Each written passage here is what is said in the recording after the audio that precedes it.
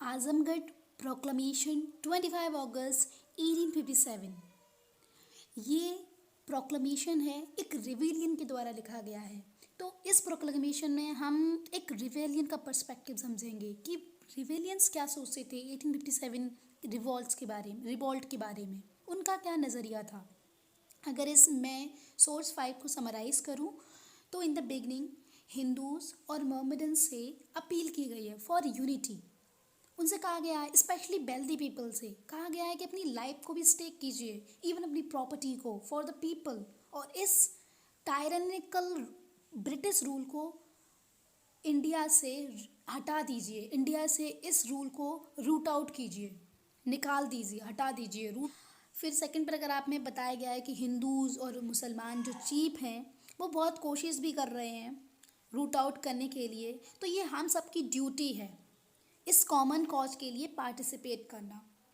फिर उन्होंने बोला है कि जो भी हमारे साथ इस मुहिम में ब्रिटिशर्स को रूट आउट करने में हेल्प करेगा, हम उसको सब्सिस्टेंस करेंगे, उसको हेल्प करेंगे। और वैसे भी चिंता की कोई बात नहीं है, एस्ट्रोलॉजर्स और पंडित जो हैं उन्होंने कह ही दिया है कि 100 ईयर्स पूरे होने वाले हैं ब्रिटिशर्स के रूल्स को, अब उनको जाना ही पड़ेगा इंडिया छोड़ के। तो ये हमारे एंसेंट वर्क भी यही बोल रहे हैं। फिर one by one section 1, section 2, section 3, section 4 and section 5 ये बताया गया है कि zamindar, merchant and then civil servant, public servant, फ़कीर, पंडित, इन सबको कैसे अप्रेस किया जाता है, ये कैसे अप्रेस्ड है इस ब्रिटिश गवर्नमेंट में। जैसे कि ज़मींदार हैं, उन्हें बहुत हाई रेवेन्यू देना पड़ता है, जुमाज exorbitant means high, very high revenue pay करना पड़ता है। और कभी कभी उन पे अननेसरी एक्सपेंसेस भी ले लिए जाते हैं कि ये भी दो, कॉफर्स का भी चार्ज दो, स्टैम्प का भी दो। तो अगर वो ना पे कर पाएँ तो उनकी ज़मींदारी ऑक्शन कर दी जाती है। अब मर्चेंट को दे लो, तो मर्चेंट का क्या होता है, पूरी ट्रेड तो मोनोपोलाइज कर दी कि हम ही करेंगे बस वैल्यूबल ट्रेड, आप कर ही नहीं सकते, इंडियन नहीं करेंगे, हम करेंगे। और कुछ थोड़ा बहुत प्रॉफिट इंडियन कमा भी लें तो ये ब्रिटिशर्स टैक्स के रूप में ले लेते हैं उनसे। तो ब्रिटिश रूल काफ़ी अप्रेसिव है।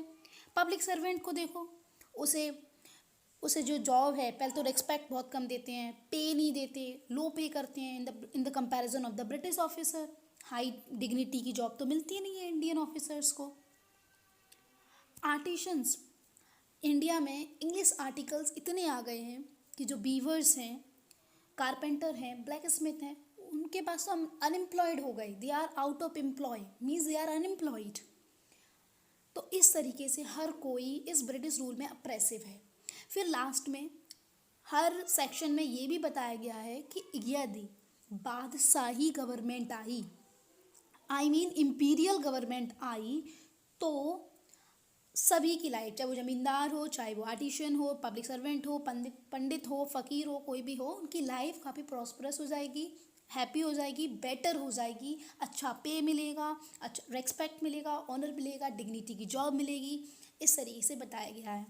पंडित और फ़कीर से भी कहा गया है कि जो इनको बोला गया है कि आप गार्जियन हैं हिंदूज़ और मोहम्मडन्स के, तो इस होली वॉर में आइए और ब्रिटिशर्स को इंडिया से आउट कीजिए। तो ये है एक रिवेलियन का पर्सपेक्टिव। ये आजमगढ़ प्रोक्लमेशन 1857 एक रिवेलियन क्या सोचते थे, उनका क्या पर्सपेक्टिव है। अब one question of mind to everyone, will you please comment in the comment box that where is Azamgarh?